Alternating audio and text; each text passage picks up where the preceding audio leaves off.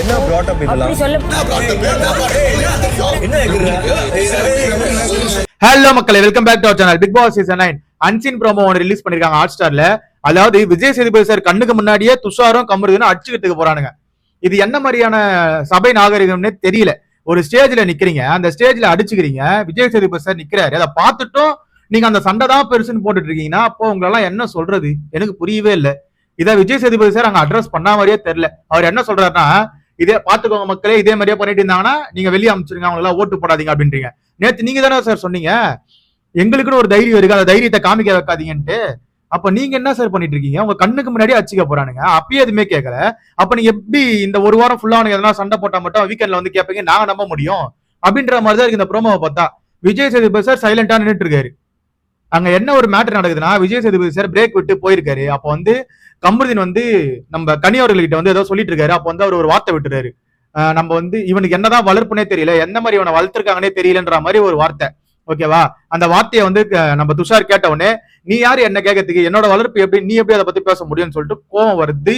நியாயமான விஷயம். ஆனா அங்க என்ன பிரச்சனை நம்மளுக்கு தெரியாது மக்களே. அதாவது அது எதனால ஆரம்பிச்சதுன்னு நம்மளுக்கு தெரியாது. பட் ஆனா இங்க கமருதீன் பேசுறது தப்பு, ஒருத்தர் வீட்டோட வளர்ப்பை பத்தி பேசுறது தப்பு தான். அப்போ எவனா இருந்தாலும் கோவம் வரதான் சரியா. அதுல துஷாருக்கு கோவம் வந்தது. துஷாருக்கு கோவம் வந்ததுனால அவன் வந்து எழுந்து கேள்வி கேட்க ஆரம்பிச்சான். அப்போ வந்து நம்ம இவர் இருக்காருல்ல, சபரி இருக்காருல்ல, அவர் வந்து பிடிச்சாரு அவரை. ஏப்பா சண்டெல்லாம் வேணான்ற மாதிரி பிடிச்சிருக்காரு. அப்போ வந்து துஷார் வந்து இல்லனா உடுங்கண்ணா அப்படின்னு சொல்லிட்டு அவன் எகிரின்னு போறான்.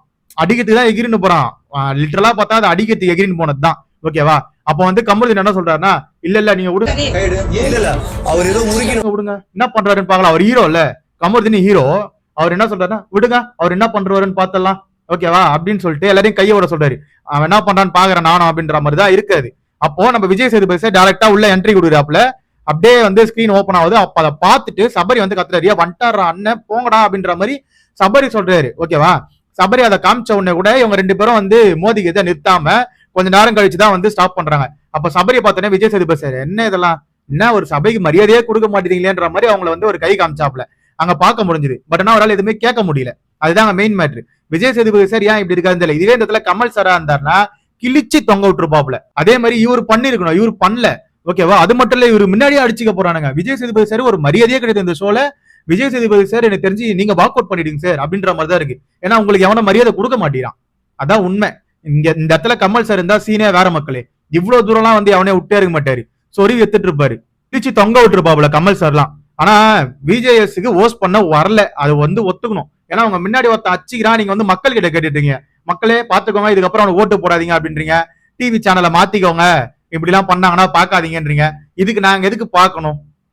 அப்படிதான் மக்களோட கேள்வியா இருக்க போகுது. ஏன்னா இந்த வீட்டுல கமருதீனால நிறைய சண்டை நடந்ததையும் இங்க வந்து பெருசா அட்ரஸ் பண்ணல. ஆனா இதுக்கு அடுத்த ப்ரோமோல கமருதீனுக்கு எல்லோ கார்டு இருக்குன்னு சொல்றாங்க மக்களே. அதான் நான் நேற்று சொன்னேன் பாத்தீங்களா, இந்த மாதிரி ஷோ முடிகிற டைம்ல இவங்க வந்து சண்டை போடும் போது தான் வந்து எல்லோ கார்டு வந்து கொடுத்திருக்காரு அப்படின்னு சொல்லிட்டு ஒரு இன்ஃபர்மேஷன் வந்திருக்கு. பொறுத்திருந்து பார்ப்போம். அப்பயாவது வான் பண்ண அளவுக்கு திருந்துறான்னு பார்ப்போம்னு பார்த்தா திருந்த மாட்டேங்கிறானு கமருதீன். இவன் வந்து வாய் விடாம இருந்தா துஷார எகிரின்னு போயிருக்க மாட்டான். துஷார் எகிரின்னு போனதும் தப்பு தான். அடிக்கிறதுக்குலாம் ஒருத்தர் வந்து எந்த ஷோலயும் வந்து இந்த ஷோல வந்து அடிக்கிறதுக்கு போதெல்லாம் தப்பு தான் மக்களே. அது யாரா இருந்தாலும் சரி, என்னவா இருந்தாலும் சரி, வார்த்தையில சண்டை போடுறீங்கன்னா வார்த்தையில சண்டை போடுங்க. கோவம் வருதா அதை வந்து நீங்க எங்க வந்து வெளிப்படுத்தணுமோ அங்க வெளிப்படுத்துங்க. ஆனா இங்க எங்க வெளிப்படுத்தினாலும் இங்க செட் ஆகாது போல. ஏன்னா சண்டே சாட்டர்டே எபிசோட் தான் நம்புவாங்க எல்லாருமே. அங்க வீட்டுல அதெல்லாம் இந்த வீக் ஃபுல்லா சண்டை நடந்ததுன்னா சண்டே சாட்டர்டே எபிசோட் தான் நம்புவாங்க. இங்க சண்டே சாட்டர்டே எபிசோட்லயே வந்து சண்டை நடக்கும் போது விஜய் சேதுபதி சார் மக்களே பாத்துக்கோங்க அப்படின்றாரு. அது எந்த மாதிரியான ஒரு இதுவுனே தெரியல. ஓகே மக்களே, இப்போ விஜய் சேதுபதி சார் வந்து இந்த பிரச்சனை எந்த மாதிரி ஹேண்டில் பண்ணிருக்கணும்? கமல் சார் மாதிரி ஹேண்டில் பண்ணணுமா, இப்ப பண்றாருல இதே மாதிரி ஹேண்டில் பண்ணிட்டு போனோமா? எனக்கு புரியல மக்களே. அதை பத்தி கமெண்ட் செக்ஷன்ல கமெண்ட் பண்ணுங்க, அதை பத்தி நான் தெரிஞ்சுக்கிறேன். அது இருக்கு நம்ம சேனலை சப்ஸ்கிரைப் பண்ணி கூட பெல் ஐகானை தட்டி விடுங்க. அப்பதான் நம்ம போற வீடியோ எல்லாம் உடனே வந்து சேரும். Love you, bye, take care.